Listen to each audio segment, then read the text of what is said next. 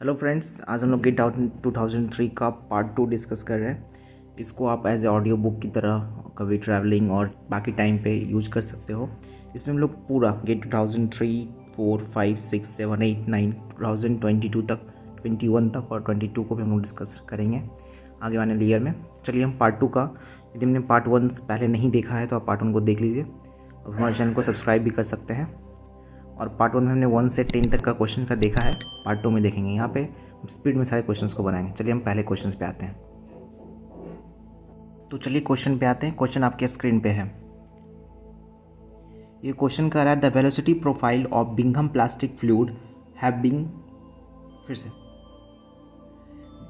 Question कहता है the velocity profile of Bingham plastic fluid flowing under laminar conditions in a pipe क्या हो सकता है, ए, बी या सी या डी। चलिए हम बिंघम प्लास्टिक फ्लूइड के बारे में जानते हैं। अब डिफरेंट कंडीशंस प्लास्टिक फ्लूइड के पढ़ चुके हैं हम लोग। न्यूटोनियन, नॉन न्यूटोनियन, डायलेटेंट और सोडो प्लास्टिक और बिंघम प्लास्टिक, ये सभी हम लोग फ्लूइड्स के बारे में पढ़ चुके हैं। और हम लोग ये जानते हैं कि पैरा न्यूटोनियन होता है, फिर सोडो प्लास्टिक, डायलेटेंट, फिर यहाँ पे बिंघम प्लास्टिक होता है। ये tau versus mu D Y D. इस ग्राफ को ऐसा मत सोचना कि यही ग्राफ का आंसर होगा। क्यों नहीं होगा? क्योंकि ये जो tau versus mu D Y D मतलब वेलोसिटी, अब यहाँ वेलोसिटी प्रोफाइल ग्राफ पूछा है तो इसके अकॉर्डिंग। लेकिन देखो यहाँ, देखो एक चीज़ ध्यान दो कि न्यूटोनियन फ्लूइड और इस दोनों में कुछ ज़्यादा अंतर नहीं होता है, क्योंकि ये दोनों बस ये क्या है कि एक mx+c होने की वजह से एक प्रोफाइल चेंज हो जाती है। पेस्ट को कभी आपने सुबह निकाला है, कैसा निकलता है? ऐसा फ्लो में सीधा भैया निकलता है एक साथ, थोड़ा सा प्रोफाइल ऐसा होता है। ये देखो हम लोग कह सकते हैं प्रोफाइल इसका ऐसा है, तो इसलिए ऑप्शन क्या होगा? डी। ठीक समझ रहे हो? Parabolic, near the wall, flat in the middle. समझ गया? नेक्स्ट क्वेश्चन पे आता है। क्वेश्चन कहता है कि energy required per unit mass of material crossed per unit ground in highest four. अब सोचो कि सबसे ज़्यादा ग्राइंडिंग करने में सबसे एनर्जी किसको लगेगा? यदि किसी गेहूँ पिसाने जाते हो, मोटा पीसता तो एनर्जी ज़्यादा लगेगा कम लगेगा, उसको ग्राइंड कम करना पड़ रहा है। जिससे पार्टिकल साइज रिड्यूस होती है, वैसे वैसे हमारा जो है ग्राइंडिंग पावर हाईएस्ट, मतलब पावर कंजम्पशन हाई होता है। तो जॉ क्रशर क्या कभी ज़्यादा मटेरियल मतलब बहुत फाइन में करता है? नहीं, रॉ मिल सबसे फाइन जो है वो फ्लूइड एनर्जी मिल करता है, और इसको इसलिए सबसे हाईएस्ट पावर फ्लूइड एनर्जी मिल लेगी। ठीक है, हम नेक्स्ट क्वेश्चन पे आते हैं फटाफट।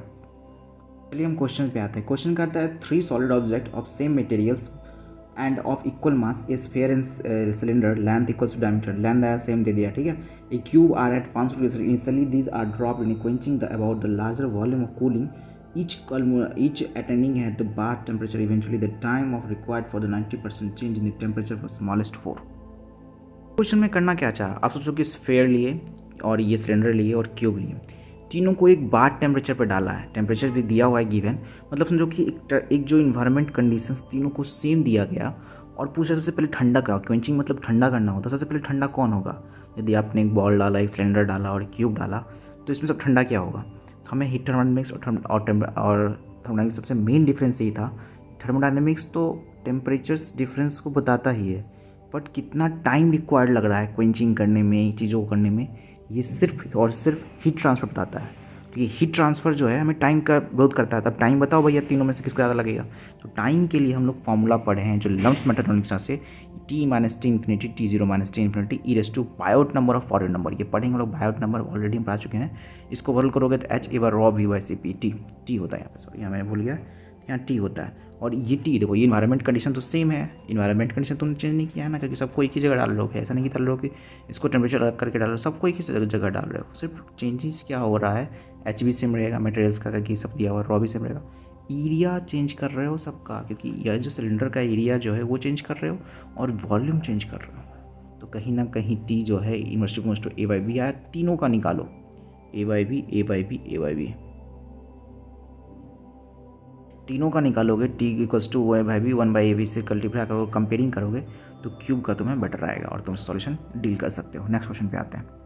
नेक्स्ट क्वेश्चन आपके स्क्रीन पे है। कह रहा है unit of resistance of heat transfer area, और ये चार्ट दिया गया है। तो कि हम लोगों ने रेजिस्टेंस की बात की है। ठीक है, पहले तो conduction, mode of heat transfer तो हम लोगों ने पढ़ चुका है। पहला क्या है? कंडक्शंस पढ़ते हैं, फिर जनरली कन्वेक्शंस पढ़ते हैं, फिर रेडिएशंस पढ़ते हैं। तो हम लोग पहले कंडक्शंस का देखते हैं। हम लोग को ये कंडक्शंस पूछा है, तो कंडक्शन में रेजिस्टेंस होगा और टेम्परेचर डिफरेंस सबका करो।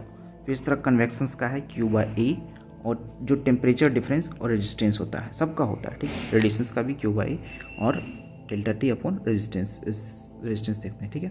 तो पहले देखो कंडक्शंस का जो होता है रेजिस्टेंस जो होता है वो क्या होता है, डेल्टा टी मतलब ये ड्राइविंग फोर्स हो गया, ड्राइविंग फोर्स और रेजिस्टेंस है।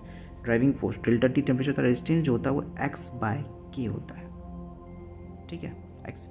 इस केस में क्या होता है, समेशन ऑफ आर 1/h होता है। तो हमें तो इससे पूछा है, इसे फोकस करते हैं। चलो क्यू बाई तुम बोल रहे हो क्या होगा, क्यू बाई जो होगा delta T upon summation of R. Summation of R क्या हो जाएगा, delta T into A upon Q. Delta T का degree Celsius metre square per watt, ये इसका आंसर है, ठीक है। ऑप्शंस यहाँ पे गलत दिए हुए हैं, असली में मिस्टेक्स हुए लिखने में। नेक्स्ट क्वेश्चन पे आते हैं। चलो हम लोग नेक्स्ट क्वेश्चन पे आते हैं। नेक्स्ट क्वेश्चन कहता है the diffusions coefficient in metre square per second of acetic acid in benzene liquid क्या होगा। ये 4 ऑप्शंस आपको दिए हुए हैं। ये आपको क्वेश्चन पूछा है, डिफ्यूजिविटी बेटा है गैस में। पहले हमको 2 चीज़ हमसे याद रखना है, क्वेश्चन हमेशा बार बार आते हैं। गैस में रहे तो डिफ्यूजिविटी कहाँ से कहाँ बिलोंग करता है, और लिक्विड रहे तो डिफ्यूजिविटी कहाँ से कहाँ बिलोंग करेगा। अब मैंने यहाँ DAB लिखा है और DAB और DBA क्या कभी एक होता है। सिंपल सा फंडा है, at constant pressure and temperature पे ये दोनों कांस्टेंट होता है, ठीक है। 2000 सिर्फ ये 3 में नहीं बल्कि 2009 में ही पूछा है लिक्विड का। तो आप गैस का याद रखना, गैस का 10⁵ मीटर स्क्वायर पर सेकेंड और 10⁻⁹ मीटर स्क्वायर। इसका यूनिट हमेशा याद रखना मीटर स्क्वायर पर सेकेंड, और एक्सेलरेशन क्या होता है मीटर पर सेकेंड स्क्वायर। इससे याद रखना कि पॉजिटिव होता है, ये कहीं ना कहीं एक्सेलरेशन करता है भैया, 2 चीज़ को मिक्सिंग करने में। इसका बस यूनिट और डिफरेंस है, metre square per second. Diffusivity का unit metre square per second. तुम लोग फिक्स लॉ में पढ़ने वाले हैं, J = DAB और DCA/dz, और ये JQ लिखा, ये सब बताएंगे फिक्स लॉ में, मास ट्रांसफर में। नेक्स्ट पढ़ते हैं क्वेश्चन पे आता है। नेक्स्ट क्वेश्चन करना क्या चाहता है, component A diffusing molecule medium B, बस फिर से component A diffusing in a medium B, the flux Na related to stationary point is equal to the flux due to the molecular diffusion if, और ये 4 आपके points दिए हैं। पे आते हैं। हमें पता है कि मोलर फ्लक्स जो होता है वो 2 चीज़ पे डिपेंड करता है। ये डिफ्यूजिव बोलते हैं, इसको डिफ्यूजिव बोलते हैं, और इसको कन्वेक्टिव बोलते हैं, ठीक है। कन्वेक्टिव और diffusive. Flux due to diffusion, ये फ्लक्स ड्यू टू कन्वेक्टिव। और क्वेश्चन में साफ साफ लिख दिया है, अकॉर्डिंग टू द क्वेश्चन आप जाओगे तो फ्लक्स जो है वो डिफ्यूजिव फ्लक्स के इक्वल है, कन्वेक्टिव का कहीं भी जिक्र नहीं किया है। दिया है Na = J - J, मतलब अपोजिट होगा डायरेक्शन से है, तो Na + NV = 0 और Na = -LV। और ये कंडीशंस जो होते हैं वो सिर्फ इक्विमोलर काउंटर डिफ्यूजन्स के होते हैं, इक्विमोलर काउंटर डिफ्यूजन्स के। तो हमारा ऑप्शन जो करेक्ट होगा वो इक्विमोलर काउंटर डिफ्यूजन होगा, ए थ्रू नॉन डिफ्यूजिंग भी नहीं होगा। चलिए वो नेक्स्ट क्वेश्चन पे आते हैं।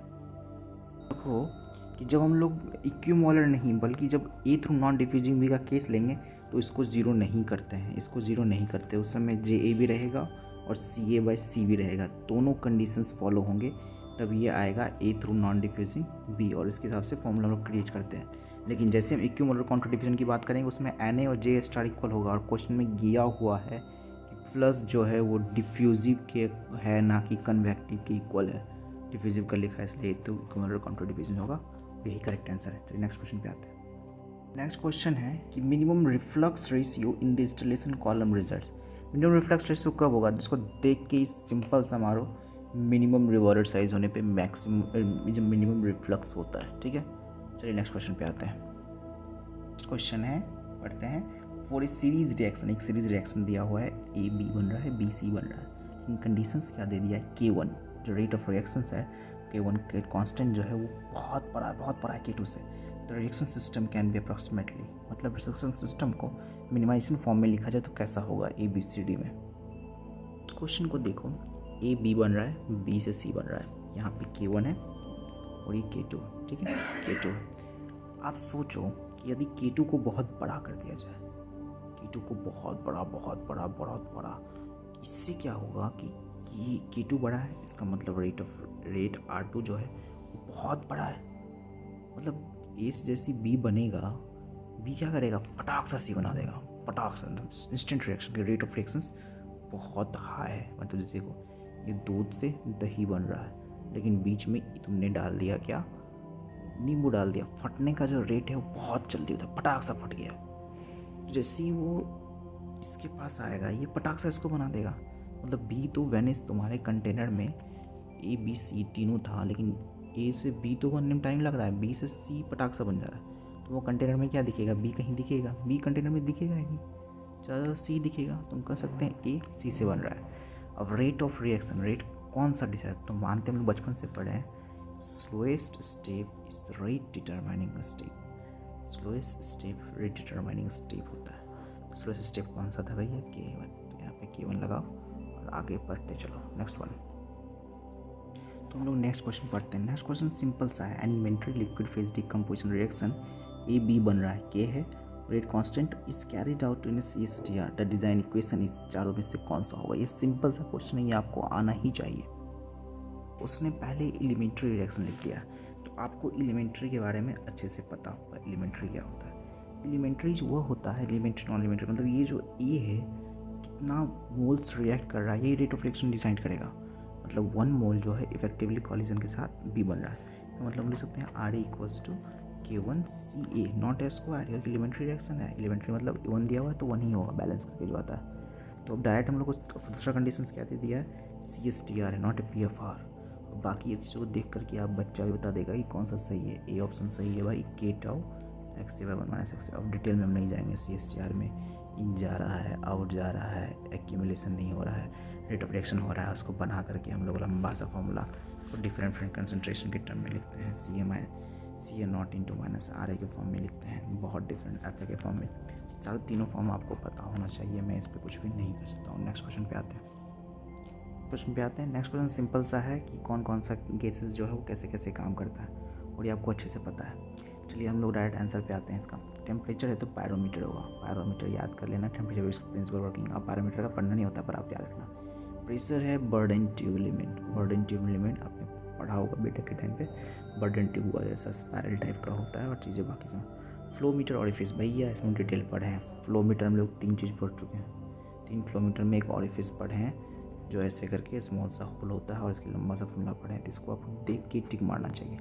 लिक्विड लेवल रहा तो डिस्प्लेसर डिवाइस यूज़ करते हैं, याद कर लो displacer device liquid level. Composition के लिए इंफ्रारेड भी यूज़ करते हैं, ठीक है, कंपोजिशन इंफ्रारेड और लिक्विड लेवल डिस्प्लेसर आपको याद होना चाहिए। नेक्स्ट क्वेश्चन पे आते हैं। चलिए हम नेक्स्ट क्वेश्चन पे आते हैं। नेक्स्ट क्वेश्चन पढ़ते हैं हम लोग। नेक्स्ट क्वेश्चन बहुत इंटरेस्टिंग है। Suppose that the gain time constant and the dead time of the process the following transfer function दे दिया भैया, 10e tau tau s + 1 tau D, ये डेट टाइम इसका सिस्टम का है। फिर देखो are the known with the problem, error है भैया +-20 एरर है भैया। Largest permittance KC of the proportional control needed to be calculated by taking the place of value process gain time constant and dead time. ये 3 चीज़ मांगा है, simple सा question है, आप बना ही लोगे। क्वेश्चन में भैया टाइम कांस्टेंट तो देख के बता दोगे, क्वेश्चन में देख के बता दोगे भैया टाइम कांस्टेंट कौन है, डेट टाइम कौन है और गेन क्या। पर इसमें प्रॉब्लम एक इंटरेस्टिंग फैक्ट क्या दे दिया, 20% एरर है भैया। जो ओरिजिनल वैल्यू दिखाएगा साथ में 20% एरर ऐड होकर के दिखाएगा। यदि उसको एक वैल्यू 1 दिखाना है तो 0.2 इसका 20% ऐड करके दिखाएगा, 1.2 दिखाएगा। तो भैया जानते हो ये गेन है भैया, गेन है, ये तो पता है। टाउ डी फंक्शन है, डेट टाइम होगा और ये क्या होगा, टाइम कांस्टेंट होगा। और इसको जब 1.2 से गुना करोगे तो सबका आ जाएगा, 10 को 1.2 से 12 दिखाएगा भैया। ये जो 0.5 पे 2 करोगे 12×5 = 6 दिखाएगा भाई, 12×5 = 60, ठीक है। 1.2 है, 0.6 दिखा दे भैया, 0.1 है तो 1.2 से करोगे तो 12 है, 12 तो 3 0.12 दिखाएगा। ये तीनों एरर के साथ ये दिखाएगा। चलिए हम नेक्स्ट क्वेश्चन पे आते हैं। नेक्स्ट क्वेश्चन बहुत ईजी है। Water is flowing through a series of 4 tank and getting a head in on the figure. 4 टंकी है भैया, टंकी में 4 पनिया जा रहा है, ठीक है ना। के देखो, it is desire to design a cascade controller stimulator of the controlling the temperature of water levelling in a tank 4। There is, इसमें लेवल कंट्रोल लगा हुआ टैंक 4 में। There is a disturbance in the temperature of the second stream में temperature difference इस हिसाब से इसको डाला जाता है, ये डाला गया डिस्टर्बेंस, ठीक है। Stream even in the tank. 2. Select the best place for the secondary measurement of the secondary loop. सबसे बेस्ट प्लेस कौन सा हो सेकेंडरी मेजरमेंट का, आपको देख के एकदम सैंपल हो गया। टंकी 2 में डिस्टर्ब डाल रहे हो, टंकी 3 भैया सही है, यहीं डिस्टर्बेंस मेज कर लो अपना कि क्या हो रहा है एक्चुअली। आप ऐसा करके आप इसको टैंक 3 में मेजरमेंट ऐड कर लोगे। चलो नेक्स्ट क्वेश्चन पे आते हैं। नेक्स्ट क्वेश्चन जो PDC इकोनॉमिक्स का क्वेश्चन है, इकोनॉमिक्स में लोग पढ़ेंगे, हम लोग बहुत अच्छे से इकोनॉमिक्स पढ़ाने वाला हूँ। देखते आना आप लेक्चर से देखते आना। Direct cost component of the fixed capital investment consist of. ये जो डायरेक्ट कॉस्ट, हम लोग डायरेक्ट इनडायरेक्ट कॉस्ट पढ़ेंगे, फिक्स्ड कैपिटल इन्वेस्टमेंट पढ़ेंगे, सही पढ़ेंगे। देखो इसमें से ना कोई भी लेबर कॉस्ट, ये सभी जो raw material cost direct cost नहीं आता है, ठीक है। तो फिक्स्ड कैपिटल कॉस्ट वो on site end of site cost को हम लोग बोलते हैं। ऑप्शन करेक्ट है। नेक्स्ट क्वेश्चन पे आते हैं। नेक्स्ट क्वेश्चन भी pretty इसी का है कि series of equal payment example deposit और cost there are made equal interval time, मतलब एक इंटरवल टाइम पे, एक या दो एक इंटरवल टाइम पे, इसको एन्युटी बोलते हैं, एनयूटी बोलते हैं। अब नेक्स्ट पढ़ते हैं। नेक्स्ट क्वेश्चन देखते हैं, वो है बहुत पिटी का, chemical process technology. Nylon success का नाम नायलॉन सक्सेस क्यों पड़ा? तो सही बात है भैया, क्योंकि जो 6 दिखाता है आगे का वो नंबर ऑफ कार्बन एटम दिखाता है। 2 नाइट्रोजन एटम्स है वो R6, 2 नाइट्रोजन एटम्स R6, यही इसका आंसर है। The number of carbon atom between 2 nitrogen atoms R6। Carbon और नाइट्रोजन के बॉन्ड के जो बीच का है ना 6 होता है। ये देख लोगे आप, उसका पूरा स्ट्रक्चर है एनालिसिस, इसका नेट पे आप सर्च करो आपको मिल जाएगा। पर ये सिंपली सा है, याद रखो। आपका 1 नंबरिया ख़त्म हो गया है, अब 2 नंबरिया पे कुछ देर में इन करने वाले हैं। फिर वो थोड़ा क्वेश्चन हार्ड होगा। 2003 का हम लोग का 2004, 5, 6, 7, 8, 9, 10, 11, 12, 14, 15, 16, 17, 19, 20, 21 तक हम लोग को पढ़ना है, ठीक है। तो जल्दी करते हैं। नेक्स्ट क्वेश्चन लिखा है कि भाई the catalytic converter of conversion of SO2 SO3 SO2 SO3 H2SO4 में पढ़ेंगे हम लोग SO2 कन्वर्टर का। The contact process should be have fixed feed with the SO2 content between. जो कॉन्टैक्ट प्रोसेस जो है, कॉन्टैक्ट प्रोसेस, चैम्बर प्रोसेस, सभी पढ़ेंगे भाई। सेपरेटली में फुल डिटेल से बताया गया है फेलो डायग्राम के साथ, वो हम लोग आपको सेपरेट लेक्चर्स में देख सकते हो। और आपको भी ओवरऑल नहीं पता सकता मैं, डायरेक्ट जानो कि 7 to 10% डालते हैं। SO2 जो कन्वर्ट है feed with the SO2 content 7 to 10%, याद रखना। नेक्स्ट क्वेश्चन पे आते हैं। भाई कुछ ना कुछ याद करने का रहता है, बस रट्टा मारो आगे बढ़ो। फिर हम लोग देखते हैं composition of fresh feed in high temperature high pressure urea autoclave में high temperature high pressure, different conditions था, low temperature low pressure, moderate temperature pressure. तो यहाँ पे हम लोग का जो होता है होने वाला है a excess liquid ammonia and liquefied CO2। Next question पे आते हैं। पार्ट 3 में 2 नंबर क्वेश्चन स्टार्ट करेंगे। जो हमारा आगे क्वेश्चन आने वाला बहुत इंटरेस्टिंग है। फटाफट आप कहीं भी फ्री हो आप इस वीडियो को देखते रहो और सब्सक्राइब करना चैनल को ना भूलें। Thank you.